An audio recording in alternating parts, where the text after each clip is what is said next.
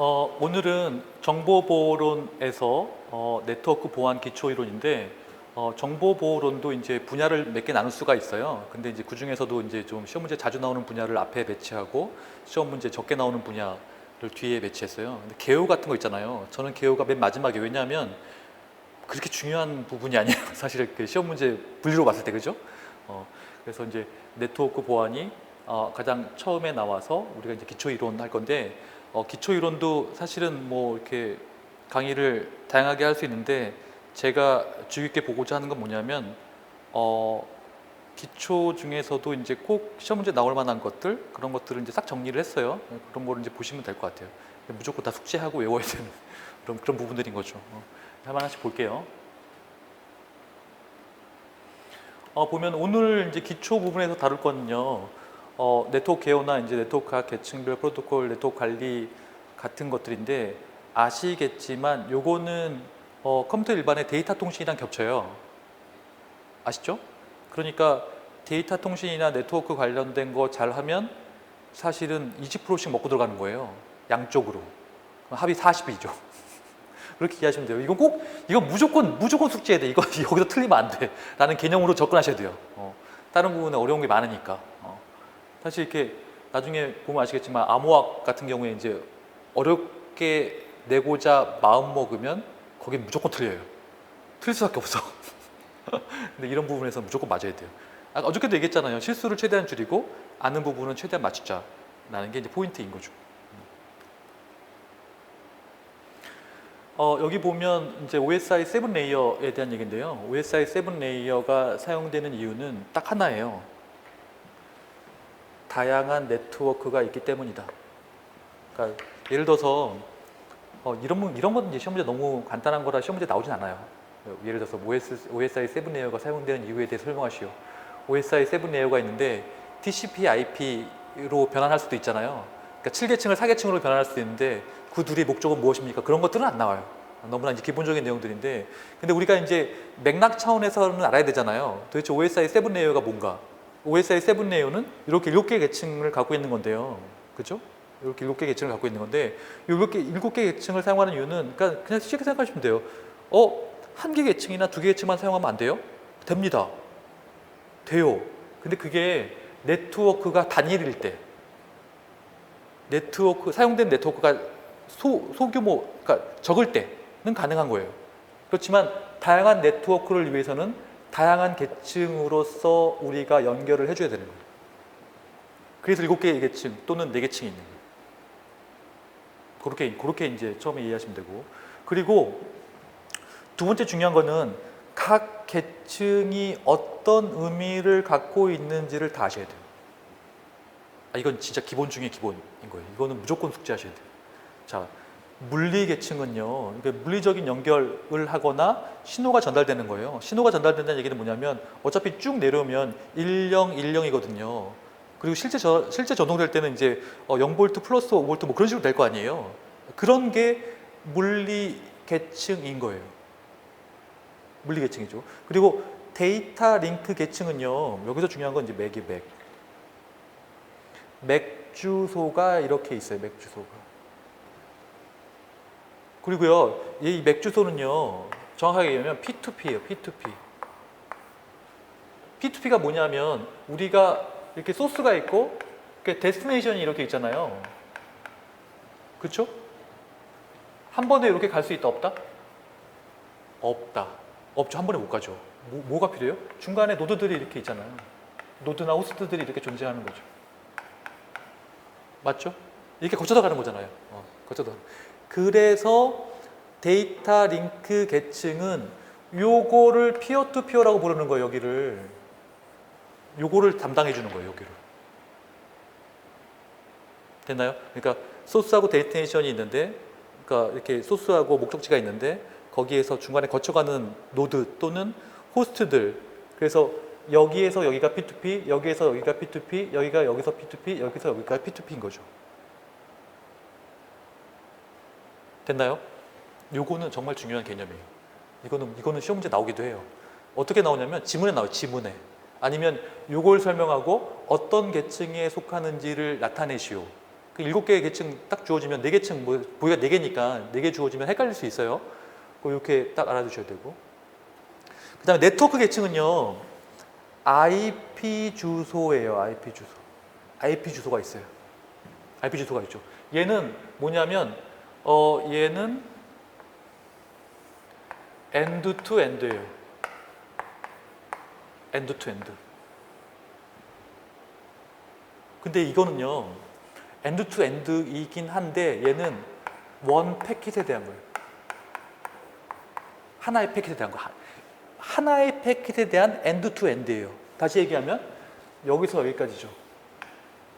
여기서 여기까지이긴 하지만 이거는 한 패킷에 대한 거.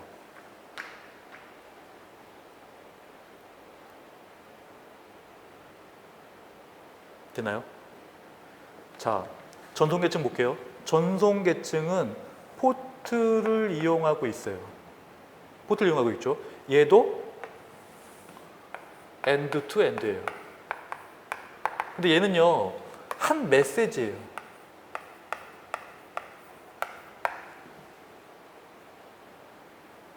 이거 아셔야 돼요.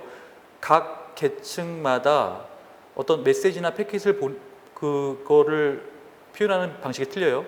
그래서 요 메시지를 쪼개면, 이건 전체 메시지를 얘기하는 거예요. 전체 하나의 메시지를 쪼개면 이렇게 패킷이 되는 거예요. 이렇게. 이제 구분되시나요? 요거 구분하셔야 돼요. 요거 정말 중요해요. 이건 정말 중요해요.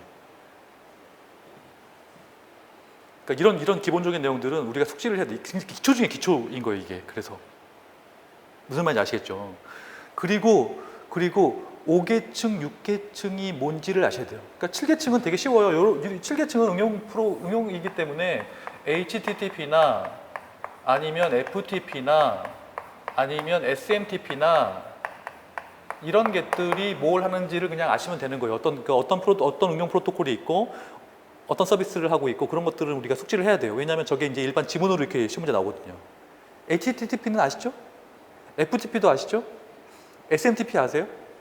이메일 하기. 저거 이제 우리가 이따 정리할 거예요. 이번에 시험 문제 나왔어요. 국가적인 거 어디 나왔어요? SMTP 종류가 3개 있거든요. SMTP, POP3, IMAP이 있는데 그거 뭉뚱그려가지고 어떤 프로토콜을 사용하는지에 대해서 그림 그려가지고 설명하시오. 이렇게 선택하는 문제 나왔어요. 그러니까 근데 그거를 제대로 이해 못하면 그 문제를 풀 수가 없어요. 헷갈리거든요. 이렇게 시험 문제 나오고. 자, 이제 세션 계층은요, 동기화예요. 동기화를 담당해요. 동기화 있죠? 그 패킷을 이렇게 보내려면은 싱크를 이렇게 맞춰서 이렇게 보내야 되잖아요. 그렇죠? 동기화. 그 다음에 표현 계층 같은 경우에는 압축이나 암호. 왜냐하면 여기서 압축하면 저기서 풀어야 되고 여기서 암호 걸면 저기서 복호해야 되는 거잖아요. 그게 어디서 하는 거냐면 표현 계층에서 해요. 됐나요? 근데 잘 아시겠지만 동기와 압축, 암호 요거는 요 3개는 같이 그냥 묶어서 생각할 수 있어요. 이렇게. 그래서 이 계층은 통합할 수 있어요. 그래서 이거를 TCP/IP 레벨로 보면 다 통합된 거예요.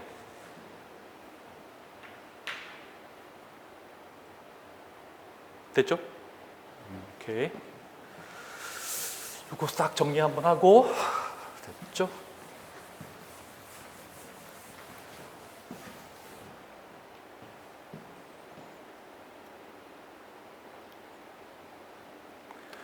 요거는 이제 별거 아니고요.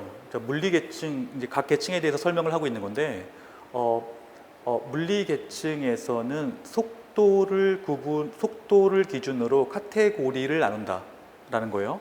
그래서 지금 보면 1Mbps 미만이면 카테고리 1이고 100Mbps면 카테고리 5고 카테고리 6고 뭐 그런 것들이에요. 근데 우리가 사용하는 부분은 요 부분이랑 요 부분이고 그 다음에 지금 이제 곽강받기 시작한 게 이제 10기가 있잖아요, 그죠? 그리고 이거는 예전에 사용했던 부분들인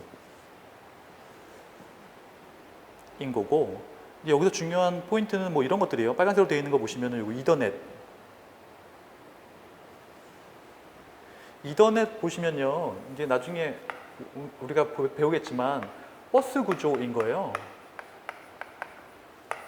버스 구조가 뭐냐면 이렇게 버스처럼 돼 있어가지고 미디어를 쉐어해가지고 뭐 이렇게 누가 보내면 누가 보낼 수 없고 뭐 그런 구조 있잖아요. 그런 것들은 이제 이더넷 구조인 거 같이 이렇게 맞물려 생각하시면 되고, 그 다음에 여기 보면 와이드 에어리어 네트워크에 대한 얘기하고 있죠. 카테고리 5에서 그런 얘기들. 그러니까 이렇게 보시면 되고, 주의 깊게 봐야 할 거는 우리가 100Mbps하고 250Mbps인 카테고리 5하고 카테고리 6 정도 그냥 보시면 된다. 가볍게 보시면 된다. 이거는 이제 시험 문제 나온 적은 없어요. 시험 문제 나온 적은 없는데 뜬금없이 이런 게 나와요. 요거 여기 뒤 보이시죠? 요거 뒤 보이시죠? 요거 표준 묻는 문제. 표준 이런 게 나온다니까. 그러니까 우스개 있을처럼 보일 수 있겠지만 실제 이렇게 이런 문제가 나온다니까. 치사 문제들이 I111.802.5, I111.802.3 이런 것들 정리하셔야 돼요. 충분히 나올 수 있어요. 왜냐하면 시험 문제 내기가 이렇게 이게 시험 문제 아시겠지만 그 실제로 자기가 출제위원이 돼보시면 알아요. 된 것처럼 느끼지 말아요. 그러니까 분란의 여지가 생길 만한 거는 시험 문제 낼 수가 없어요. 근데 이런 것들은 딱딱 떨어지잖아요. 그러니까 이런 것도 시험 문제 나오는 거예요. 됐죠? 그래서 이제 랜 표준 묻는 문제 802.3, 그 다음에 와이어리스 랜 표준 묻는 문제 뭐 그런 식으로 이렇게 나중에 한번 정리할게요. 그거는 이렇게 정리를 하셔야 되고, 요런 표준이 뜬금없이 나와요. 뜬금없이 나온다.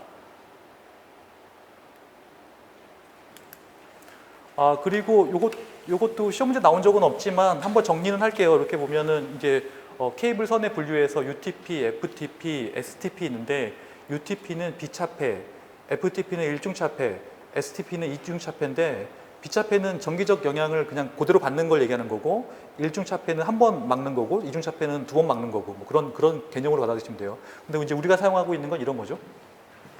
UTP 사용하고 있죠, 이렇게. 우리 케이블 기억나시죠? UTP 케이블 사용하고 있고, 그 다음에 카테고리는 5나 6를 사용하고 있죠. 802.3. 그리고 커넥터는 RJ45. 이런 식으로. 기초 내용이니까 한번 이제 보신다고 생각하시고 하면 될 것 같아요. 자, 그리고요. 이제 보시면 아시겠지만 이제 물리 계층에서 올라오면 2계층이잖아요. 그러니까 2계층은 데이터 링크 계층인 거예요. 아까 말씀드린 것처럼 데이터 링크 계층은 P2P다.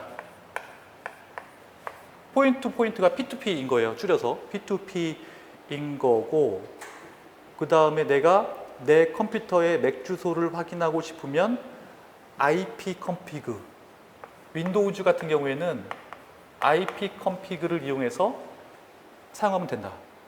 근데 이런 툴도요, 시험 문제 나와요. 지문에 나와요. 이런 툴, 그러니까 이제 점점 치사해지죠, 시험 문제가. 그죠? 나온다니까? 제가 거짓말하는 게 아니라. 이런 것들 나중에 이제 툴도 정리했는데 그 툴들이 시험 문제 나와요, 이렇게 지문에. 그러니까 시험 문제를 계속 반복하다 내다 보니까 얼마나 낼 만한 게 없겠어요, 그죠? 계속 똑같은 내용들이 반복해서 나오고, 그래서 기출을 많이 보라고 한 얘기예요. 그래서 만약에 IP 컴피그를 통해서 보면은 이렇게 볼 수 있다. 이렇게 맥 주소를 우리가 볼 수 있다. 보면 맥 주소는 12개의 16진수 숫자로 구성되어 있고, 이렇게 나눌 수 있는데 이 앞부분은 회사, 여기는 그냥 회사에서 임의로 설정한 부분이다. 요게 시험 문제 나온 적은 없어요. 근데 시험 문제 어떻게 나오냐면 그거 나온 적은 있어요. IPv4 주소 체계하고 IPv6를 주소로 어떻게 표현하느냐 게리직에서 나온 적은 있어요. 근데 이게 우리가 그냥 눈으로 보면 되게 쉽거든요. 근데 막상 시험 문제 나오면 헷갈린다? 그런 거예요. 그런 게 허를 찌르는 문제. 누구나 다 알고 있는데 허를 찌르고 시간이 걸리는 문제들이 나와요. 헷갈려요. 이렇게 막 뭐 이렇게 16비트씩 4개인지 8개인지 갑자기 헷갈리고 막 그렇게 돼요. 그러니까 이런 것들. 요것도 그렇게 따지면 거꾸로 유추하면은 얘도 이렇게 시험 문제 나올 수 있어요. 그러면 맥주소는 어떻게 표현하는지 눈으로 익히고 머리로 익히셔야 돼요. 됐나요? 이게 막상 시험 문제 나오면 헷갈려요. 이렇게 이해하시고. 그 다음에 이거 보시면요.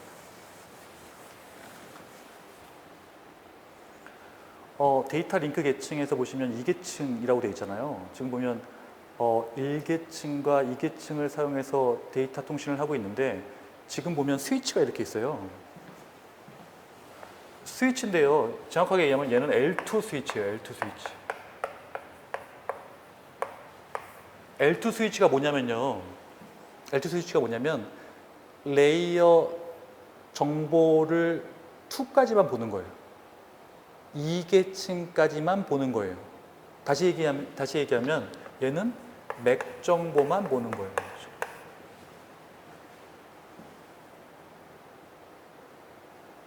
그러니까 시험 문제 어떻게 나오냐면 레이어 1에는 리피터가 있어요. 레이어 1에는 리피터가 있어요. 레이어 2에는 L2 스위치가 있어요. 레이어 3에는 라우터가 있어요. 그런 식으로 시험 문제. 각각 계층에 맞는 것을 고르시오. 이렇게 되는 거죠. 근데 이제 저 같으면 시험 문제를 좀 더 어렵게 내겠어요. 왜냐하면 스위치 중에서도요. 더미 스위치가 있고 좀 더 복잡한 스위치가 있거든요. 더미 스위치는 학습 기능이 없어요. 학습 기능이 없는 건 뭐냐면 받으면 그냥 다 브로드캐스트 하고 그러는 거예요. 근데 이제 학습 기능이 있는 건 내가 어디서 받았다는 걸 알 수 있어요. 그러면 이렇게 오면은 이렇게 보내줘요. 이렇게 브로드캐스트를 할 필요가 없죠. 그렇게 그런 스위치의 종류가 2가지 이상 존재한다 라는 개념들. 이제 이렇게 문제가 깊숙하진 않아요. 무슨 얘기냐면 그러니까 그 네트워크 전문가라면 그런 내용들을 알고 있고 그런 거를 시험 문제 낼 수 있는데 그렇게까지 깊숙하게 나오진 않아요. 이제 겉핥기식으로 이렇게 나오는 거죠. 그래서 이거 보시면요. 이렇게 되는 거예요. 지금 보면 이렇게 패킷 송신이 이렇게 보내가지고 스위치가 이렇게 온 다음에 이렇게 다시 이렇게 가는 거예요. 그러니까 스위치가 하는 역할은 뭐냐면 여기 있는 맥 주소, 여기 있는 맥 주소 보고 여기에서 여기로 던지는 역할을 해주는 거예요. 보시면 아시겠지만 레이어 2 정보밖에 보지 않기 때문에 얘는 부하가 별로 없어요. 그래서 가격이 싸죠. 그런 거예요. 그러니까 우리 L2 스위치는 뭐 이런 데도 이렇게 있을 수 있는 거고 이렇게 있는 거잖아요. 그렇죠? 그런 얘기들. 그래서 여기 보면 출발지 맥 주소하고 그 다음에 목적지 맥 주소만을 가지고 있다 라는 게 포인트인 거예요. 되죠? 이렇게 정리하시면 되고 그 다음에 2계층에 보이면 스위치의 동작 원리 보시면 얘는 지금 학습 기능이 있는 거예요. 지금 보시면 아시겠지만 학습 기능이 있어요.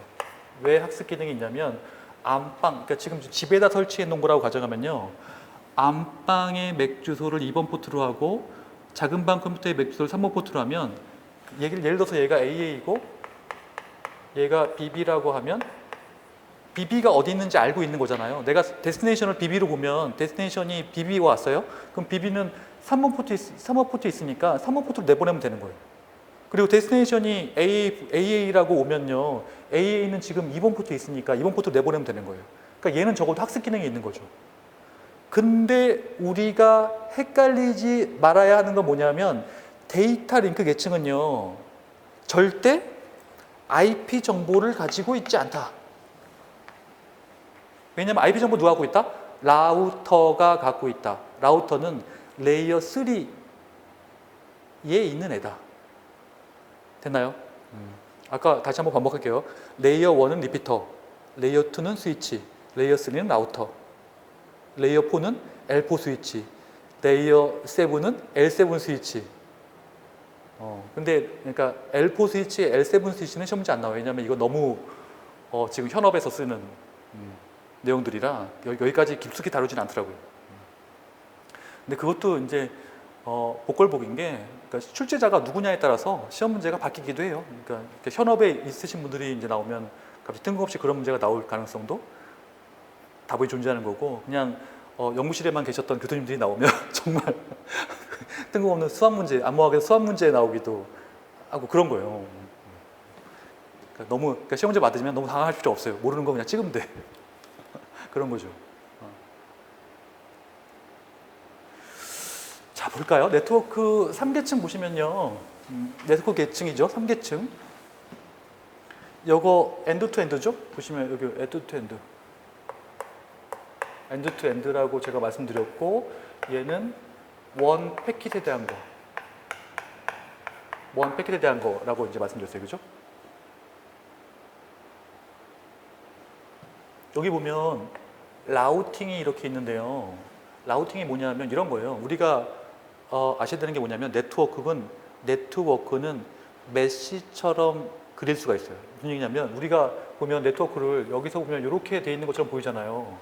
사실 이렇게 돼 있는 게 아니고요. 이렇게 메시처럼 돼 있어요.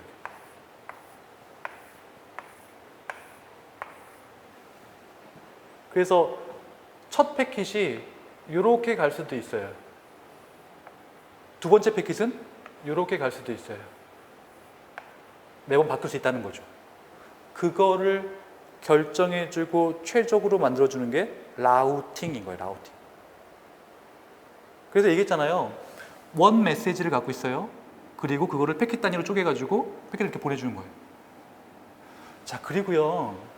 여기 보면 세그멘테이션이 되어 있는데요. 세그멘테이션은 이게 잘못된 표현이고요. 잘못된 표현이고, 다시 정리할게요. 그러니까 세그멘테이션은 4계층에 대한 거고요.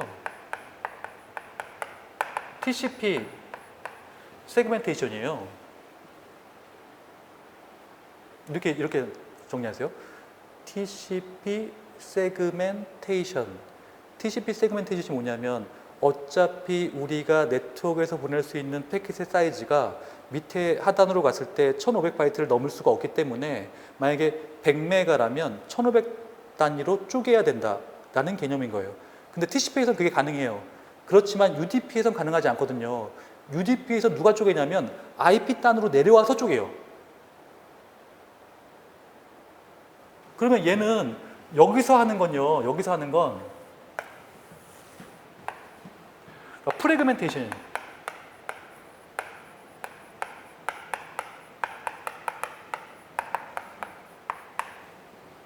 프래그멘테이션.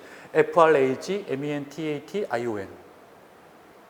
프래그멘테이션. 프래그멘테이션. IP 프래그멘테이션. TCP 세그멘테이션. 이렇게 받으셔야 돼요. 지금 이해되셨죠? 자, 보세요. 다시 한번 정리할게요. 원래 크기를 쪼개야 하는데 TCP는 쪼갰다. 근데 이제 UDP로 오면 쪼갤 수가 없으니까 걔는 IP에서 쪼갠다.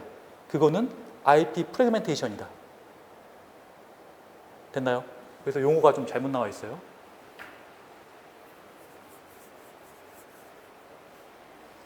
자, 그리고요. 얘는 흐름 제어 같은 것들을 하죠. 흐름 제어가 뭐냐면 이런 것들이잖아요. 그러니까 TCP 같은 경우에는 준 거에 대해서 제대로 갔다는 거를 에크를 받고 보내고 받고 보내고 받고 하잖아요.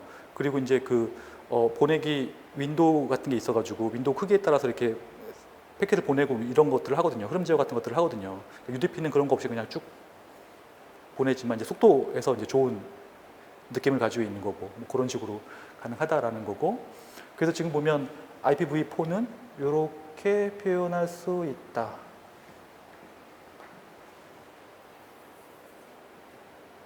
그러니까 저번에 이제 시험 문제 나왔던 거는 IPv4는 이렇게 표현하고 IPv6는 이렇게 표현해가지고 그거를 이제 숫자로 딱 해가지고 이렇게 표현 어떤 게 맞습니까라고 정리를 한 거예요. 그렇게 나중에 한번 정리를 하셔야 될 것 같고 됐죠?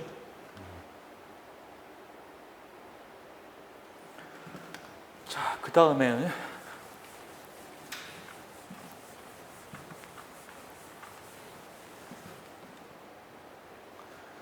여기 보면 IP 주소 표현하는 거 보면 8비트의 수 4개로 표현한다 라는 거 정리하시면 되고, 그리고 IP 주소는 A, B, C, D, E 클래스로 구분할 수 있는데 요거는 좀 예전 방식이고요. 지금은 서브넷을 사용하죠. 그래서 시험 문제는 이 서브넷을 묻는 문제가 되게 많이 나와요. 요 서브넷은 정말 간단하게 하는 방법이 있거든요. 요건 나중에 이제 시험 문제 기본이나 또 거기에 가가지고 시험 문제랑 같이 맞물려가지고 한번 설명을 제대로 해드릴게요. 근데 이제 여기서 중요한 거는 서브넷이 아니고 예전 방식인 클래스 방식인데, 클래스는 우리가 사용하는 클래스는 이제 5개가 있지만 D는 사용하지 않고요. A, B, C 클래스를 사용하는데 A, B, C 클래스 같은 경우에는 이렇게 표현하고 있다라는 거죠.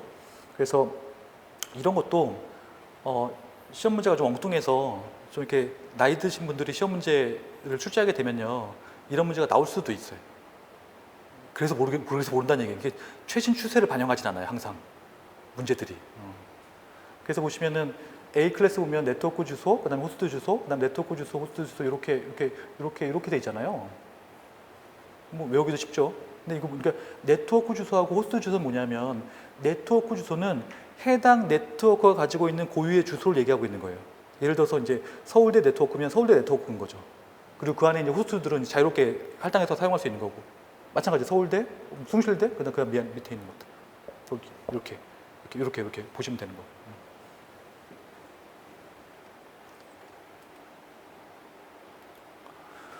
그 다음에 이제 네트워크 클래스 구분할 때 지금 보시면은 요 숫자로 시작 주소로 구분하는데요. 시작 주소가 이렇게 있어요. 시작 주소로 구분하시는데 A 클래스 같은 경우에 0으로 시작하고, 그 다음에 B 클래스는 10으로 시작하고, 그 다음에 C 클래스가 110, D 클래스가 1110으로 시작하는 거예요. 이런 것들은 이제 그냥 눈으로 한번 익히시는 게 괜찮아요. 이렇게 시작하는 것들은 A, B, C, D 클래스로 한다. 그리고 이제 E 클래스 같은 경우에는 그냥 리저브 된 거고요. 그러니까 테스팅 주소이기 때문에 그냥 리저브 된 거고, 그 다음에 D 클래스 같은 경우에는 이제 멀티미디어. 우리가 그 멀티미디어를 전송하려면 그룹으로 전송을 해야 되거든요. 멀티캐스트 그룹 있잖아요. 그룹으로 전송을 해야 되거든요. 그러니까 그룹 위한 어떤 그 주소라고 보시면 되고요. 그 다음에 네트워크 클래스별 이제 사설 네트워크인데 요거 혹시 보신 적 있어요? 192.168.0.1, 192.168.0.2. 요거는 이제 우리가 무선 공유기 같은 거 설치하게 되면 우리가 내부적으로 갖는 IP 주소인 거잖아요. 근데 이제 이게 왜 여기서 뜬금없이 나왔냐면 이런 것들은 사설 네트워크이기 때문에 절대 통신이 불가능하다.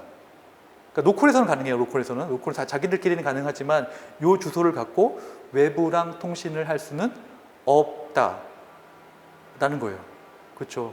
그러니까 지문에 이게 뜬금없이 나올 수 있어요. 이렇게 얘를 갖고 우리가 통신을 할 수 있다. 그러면 틀린 지문이 되는 거예요. 됐나요?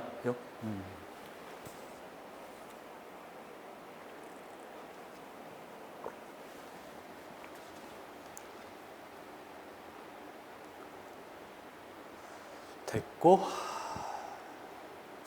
그 다음에 이것도 마찬가지죠. 자, 2계층, 3계층 흐름 보시면요, 아까 얘가 L3라고 했잖아요. 얘가 L2. 그래서 보시면 아시겠지만 L2가 있고 L3가 있는 거예요. 이거 헷갈리시면 안 돼요. 내부 애들끼리 통신하려면 라우터는 필요하지 않아요. 애가 외부에 있는 애랑 통신하기 위해서 라우터가 필요한 거예요. 그러니까 더 엄밀하게 얘기하면 얘를 게이트웨이라고 부르죠.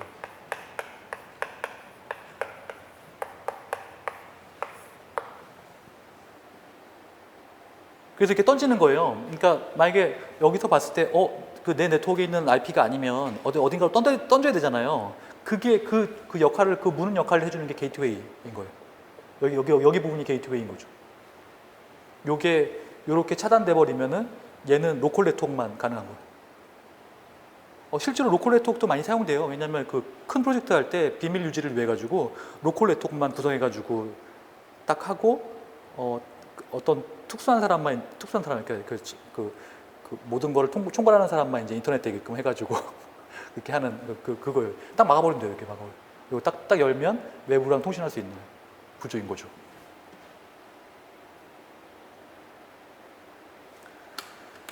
자, 이렇게 보시면요.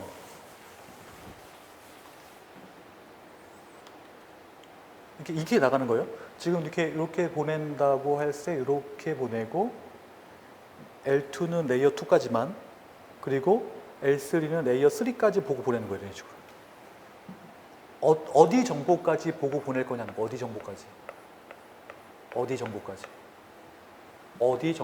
보고 보낼 거야.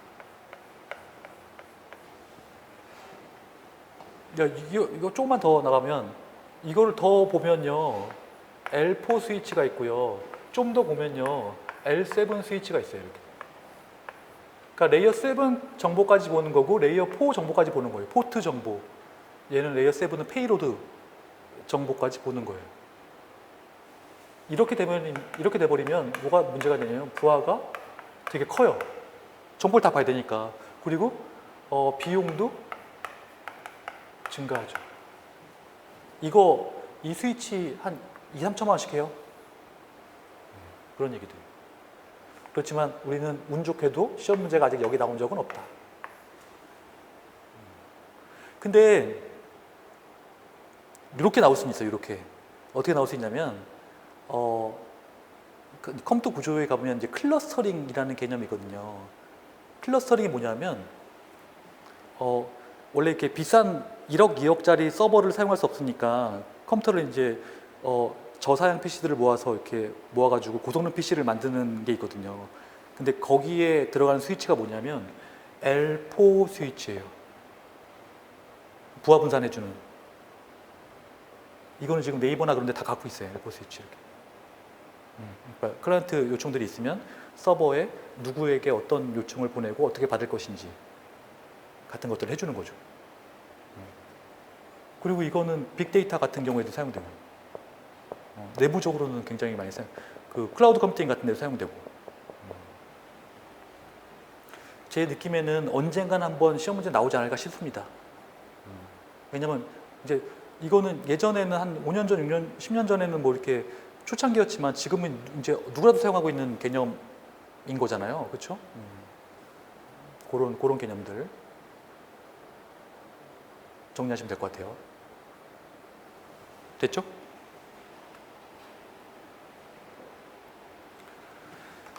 자, 그 다음에요.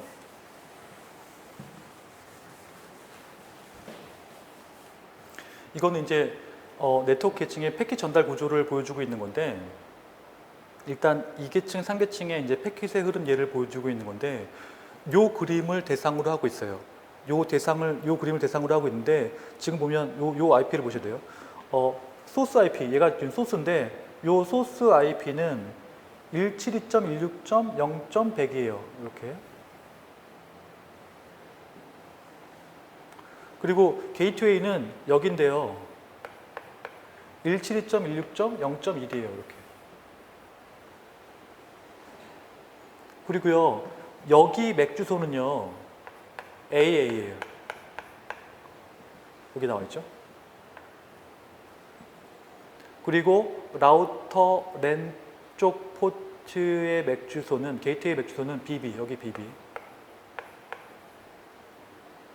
그리고 인터넷 쪽 여기는 CC. 그리고 여기는 DD. 이렇게 되어 있는 거예요.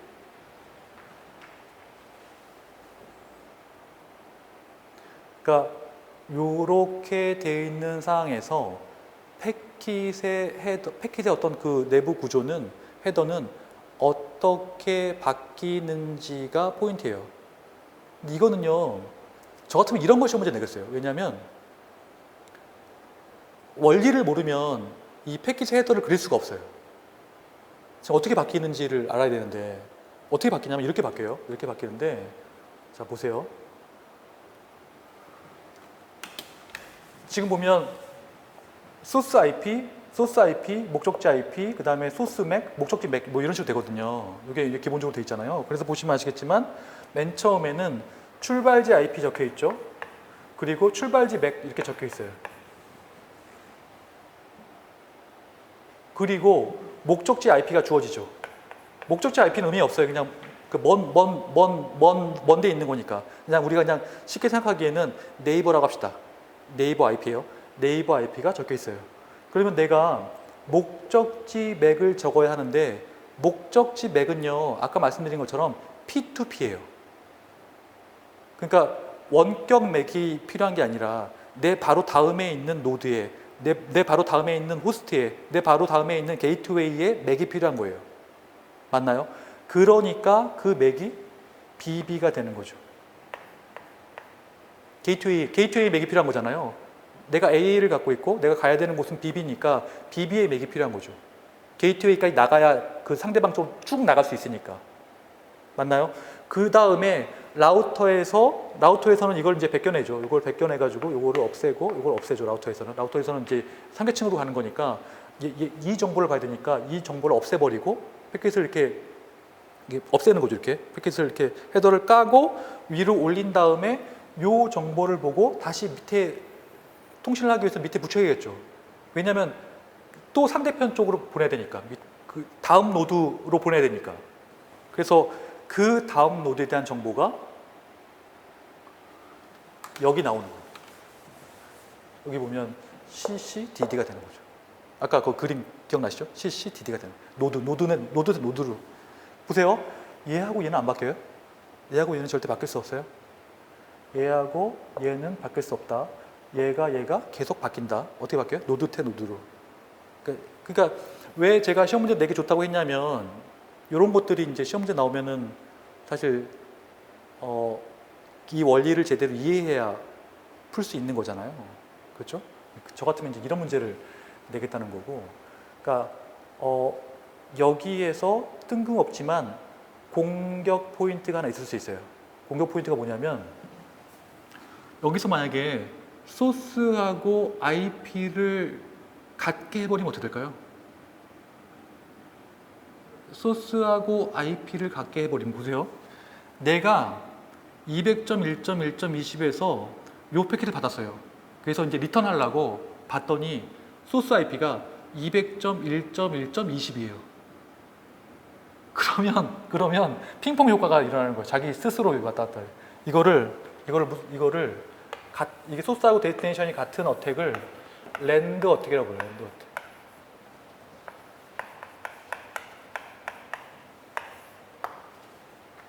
그러니까 네트워크 개요는 왜 배우냐면 그러니까 네트워크 개요를 알아야 이 공격이 뭔지를 알 거 아니에요. 그렇죠? 그런 얘기들이 이런 것들을 배우는 이유인 거죠. 이런 공격들은 굉장히 많은데요. 이 공격들은 시험 문제 되게 잘 나오거든요. 이 공격들은 우리가 기본 이론 시간에 싹 정리를 한번 할 거예요. 이런 거 시험 문제 잘 나온다라는 것들. 자, 그리고 전송 계층의 사계층을 보시면 얘도 엔드 투 엔드예요. 엔드 투 엔드죠. 엔드 투 엔드고 얘는 원 메시지. 전체 메시지한 놈이다. 전체 메시지에 대한 놈이다. 그리고 TCP하고 UDP가 있고요. 그 다음에 포트를 가지고 있어요. 이 포트가 의미하는 바는 뭐냐면요. 일단 내가 패킷을 받으면 요 패킷을 FTP로 보낼 건지 웹으로 보낼 건지 텔넷으로 보낼 건지를 결정해야 하잖아요. 그거를 알려주는 게 포트인 거예요. 문이죠, 문, 포트. 됐죠? 그걸 구분 지을 수 있는 그것도 이제 포트이다 라는 게 이제 포인트인 거고.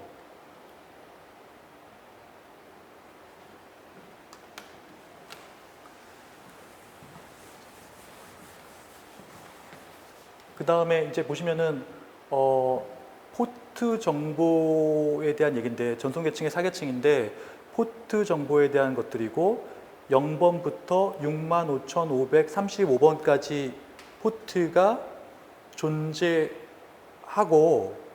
그렇죠?